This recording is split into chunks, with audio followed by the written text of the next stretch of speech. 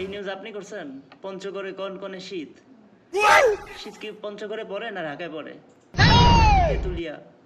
তারপর কি লিখছেন? 7 ডিগ্রি। 7 ডিগ্রিতে তো বরফ পড়ে। কি লিখছেন এগুলো? তারপর দিছেন হচ্ছে গিয়ে কুয়াশার ছবি। শীতে কুয়াশার ছবি দিছেন কেন? কি করেন এগুলো? আপনার নিউজ টিউজ শিখেন নাই কোনোদিন? জানেন এখান থেকে।